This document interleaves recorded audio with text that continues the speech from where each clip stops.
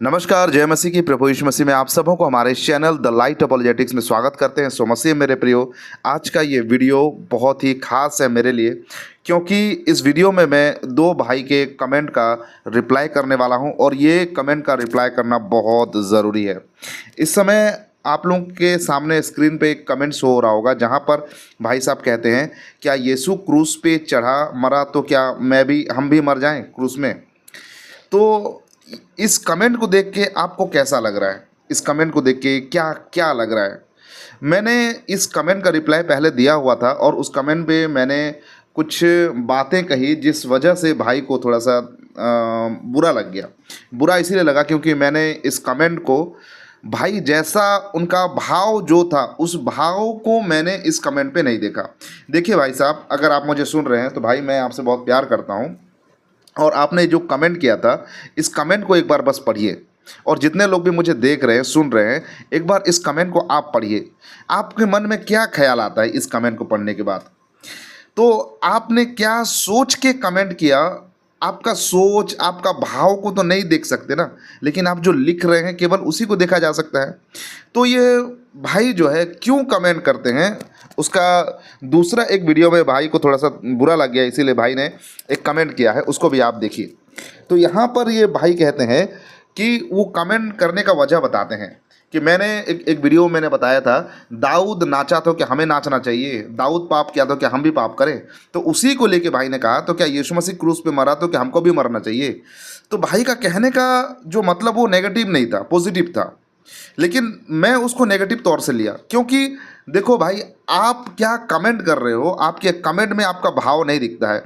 इसीलिए अगर आप कमेंट कर रहे हैं ना, तो थोड़ा अपना सोच, अपना विचार को भी थोड़ा सा लिख दीजिए।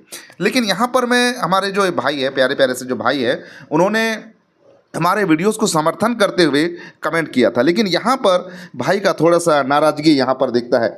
यहाँ पर भाई का थोड़ा सा विरोध दिखता है कि तूने एक वीडियो बनाकर कहा था कि दाऊद पाप किया तो हम भी पाप करें क्या। तो तूने शब्द का इस्तेमाल किया, भाई ने तू ता करके यहाँ से बात किया है।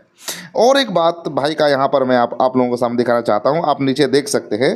भाई का कहना है कि व्यूज़ के लिए किसी का कमेंट को आप ऐसे इस्तेमाल मत करो। भाई मैं व्यूज़ के लिए, केवल मेरा व्यूज़ ही मकसद नहीं है भाई। अगर केवल व्यूज़ ही मकसद होता तो मैं और भी दूसरा टॉपिक पे मैं वीडियो बनाता, ठीक है। और भाई साहब यहाँ पे लिखते हैं नीचे कि वो सब सही है, आप जो है आप गलत हो। तो ये भाई को मैं गलत क्यों लगा? सबसे पहले तो मैं भाई को हाथ जोड़ के माफ़ी मांगना चाहता हूँ, क्योंकि भाई का कमेंट को मैंने नेगेटिव तौर पे उसका रिप्लाई मैंने किया था, लेकिन भाई का सोच नेगेटिव नहीं था। उन्होंने इसीलिए कमेंट किया था कि दाऊद ने पाप किया तो हम पाप करें क्या, तो यीशु ने क्रूस पे चढ़ा तो क्या हम भी क्रूस में चढ़ें। तो ये था भाई का जो मकसद, यही था, ठीक है। तो भाई अगर आप मुझे सुन रहे हैं तो आपका कमेंट का मैंने गलत तरीके से उसका रिप्लाई किया, उसके लिए मैं हाथ जोड़ के आपको माफ़ी मांगता हूं। लेकिन एक बात मैं आपसे कहना चाहता हूं कि उस समय आपने हमारी शिक्षाओं का समर्थन किया, लेकिन यहाँ पर आप कह रहे हो कि वो लोग सही है, आप गलत हो। इसका मतलब शिक्षाओं की आपको कदर नहीं है, आपको बुरा लगा इसलिए आपने मुझे बुरा कह दिया। मुझे बुरा कहिए, उससे कोई प्रॉब्लम नहीं है, लेकिन अगर आपको शिक्षा भी इसीलिए गलत लग गया कि मैंने आपके बारे में कुछ गलत टिप्पणी किया, तो आप सोच कर देखिए कि आप क्या सही में शिक्षाओं के प्रति गंभीर है? क्या सच में आप बाइबल की शिक्षाओं को लेके आप सीरियस है क्या? आप खुद सोच कर देखिए। तो भाई साहब, मैं आपसे एक रिक्वेस्ट करना चाहता हूँ, विनती करता हूँ आपसे कि अगर आपको शिक्षा अच्छी लग रही है, तो अगर कोई एक व्यक्ति सही शिक्षा दे रहा है और वो आपके विरुद्ध में बातें कर रहा है, आपके अगेंस्ट में बातें कर रहा है, लेकिन शिक्षा वो सही दे रहा है, तो आपको उसका डांट को थोड़ा सह लेना चाहिए, क्योंकि आपको बदले में सही शिक्षा मिल रहा है, ठीक है। तो वैसे मैं आपको डांटना, आपको बुरा कहने का मेरा कोई मकसद नहीं था, और व्यूज़ के लिए मैं ऐसा नहीं करता हूँ भाई। व्यूज़ के लिए अगर करना होता तो एक बहुत बड़ा चेहरा को मैं लेके उसके बारे में कमेंट करता, लेकिन मैंने आपको लेकर मैंने बात किया। आपको कौन जानता है बताइए? अब बुरा मत मानिए, लेकिन ये सच्चाई है, सच्चाई बात मैं आपको बता रहा हूँ। तो इसीलिए आप मेरे प्यारे भाई हो, आपसे मैं फिर से एक बार माफ़ी मांगता हूँ।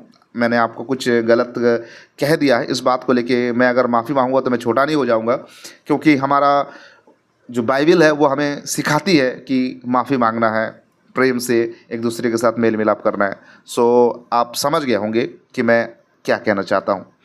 सो मसीह मेरे प्रियो, इस समय और एक कमेंट है जो मेरे लिए बहुत इम्पोर्टेंट है, बहुत ज़रूरी है उस कमेंट का रिप्लाई करना। यहाँ पर आप एक भाई का कमेंट देख रहे होंगे, बहुत लंबा कमेंट है, इसीलिए ये हमारे स्क्रीन पे नहीं आएगा, इसीलिए मैंने इसको स्क्रीन रिकॉर्डिंग करके मैंने यहाँ पर रखा हुआ है। ये भाई का नाम है अर्पण क्रिकेटा। अर्पण क्रिकेटा भाई है, और ये भाई जो है बहुत सीरियस है वचन को लेके, बहुत ज़्यादा सीरियस है, क्योंकि इनका जब कमेंट मैं देख रहा था तो मुझे बहुत खुशी लगा। भाई अर्पण भाई, आप मुझे सुन रहे हो तो मैं आपसे कहना चाहता हूँ, मैं आपका कमेंट को मैं बराबर पढ़ता हूँ, और मैं आपके कमेंट को देख के मुझे बहुत ज़्यादा खुशी होती है, और मुझे इस बात पे खुशी है कि आप जैसे लोग हमारे वीडियोस को देख रहे हैं और परमेश्वर के वचन में आप आगे बढ़ रहे हैं। तो अर्पण भाई, आपसे मैं फिर से एक बार प्रभु यीशु मसीह में मैं आपको धन्यवाद देता हूँ। तो इस समय भाई का सवाल ये है कि आप पूरा ये पढ़ सकते हैं, मैंने पढ़ने के बाद मेरे दिमाग में जो भी बात है मैं उसको आप लोगों के सामने शेयर करता हूँ। तो भाई जो है हमारे वीडियोस को देखते हैं, और हमारे वीडियोस से भाई को लाभ होता है, और विशेष करके इस समय आराधना को लेकर काफ़ी असर उनके मन में पड़ा है, जो कि आप यहाँ पर कमेंट पे भी आप पढ़ सकते हैं। तो भाई का कहना ये है कि भाई जो है ड्रम बजाते हैं, भाई कीबोर्ड बजाते हैं और अच्छे म्यूज़िक इंस्ट्रूमेंट बजाते हैं। तो उनका कहना ये है, क्या मैं इन सभी चीज़ों को बेच दूँ क्या इससे परमेश्वर की आराधना हो सकता है कि नहीं? भाई का ये कहना है।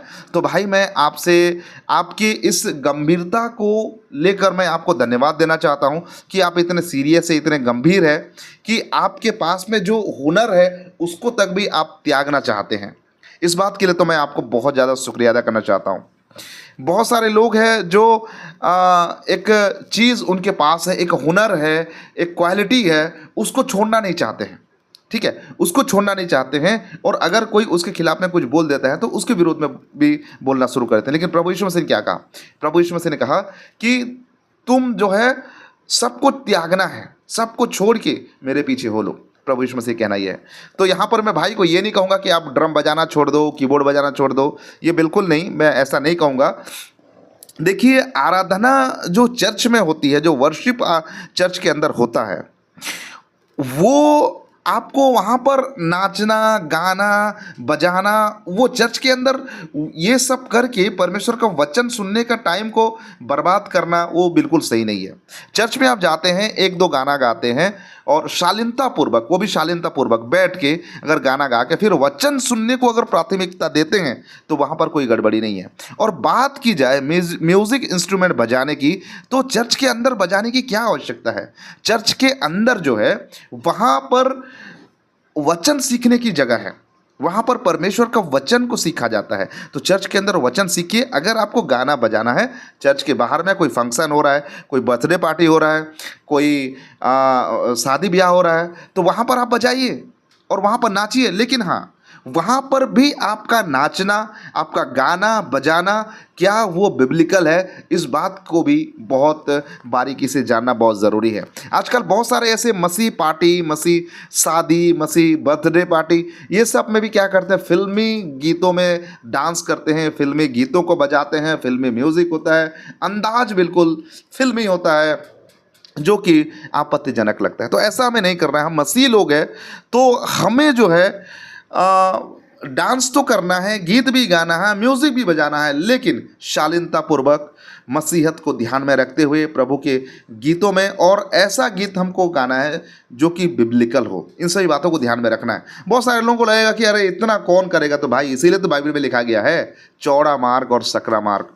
चौड़ा मार्ग में आपको बहुत आनंद मिलेगा, सब कुछ सुख सुविधाएं मिलेगी, सब कुछ मिलेगा चौड़ा मार्ग में, लेकिन वो कहाँ जाएगा? विनाश की ओर जाएगा।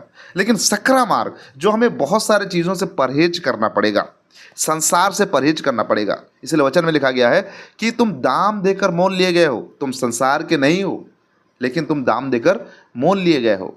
तो अगर हम प्रभु में जीवन बिताना चाहते हैं तो हमें सकरे मार्ग से होकर गुजरना पड़ेगा। बहुत सारे चीज़ों से हमें परहेज करते हुए प्रभु यीशु मसीह को अपनाना पड़ेगा। तो भाई आपने बहुत अच्छे तरीके से हमें जो है प्रोत्साहित किया है, इस बात के लिए मैं आपका धन्यवाद देता हूँ। और सबसे बड़ी बात, यहाँ पर सबसे बड़ी बात मैं कहना चाहता हूँ, ये भाई जो है ब्लाइंड है। भाई ने कहा कि नेत्रहीन। मैं सच में ये आनंद मुझे मिला इस बात पे नहीं कि आप ब्लाइंड हो, इस बात पे कि आप इतना सब कुछ होने के बावजूद आप परमेश्वर के वचन में इतने गंभीर और सीरियस हो। इस बात पे मुझे बहुत ज़्यादा खुशी लगा। भाई आप परमेश्वर के वचन में आगे बढ़ते रहिए, हमारे चैनल के साथ आप जुड़े रहिए। और मुझे इस बात पे खुशी है कि आप जैसे लोग परमेश्वर का वचन को सीख रहे हैं और गंभीरतापूर्वक जो है अपने जीवन में उसे अप्लाई कर रहे हैं। और भाई का उम्र शायद से 19 साल है, तो बहुत जवान है।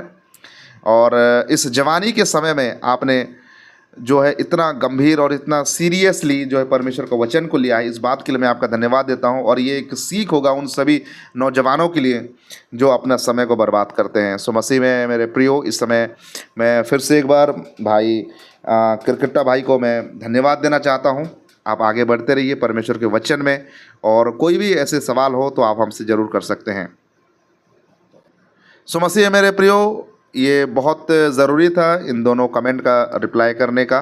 सो आज के लिए बस इतना ही, मिलते हैं अगले और एक नए वीडियो के साथ। तब तक के लिए प्रभु आप सबको आशीर्वाद प्रदान करें। आप सबको नमस्कार, जय मसीह की, praise the Lord, God bless you.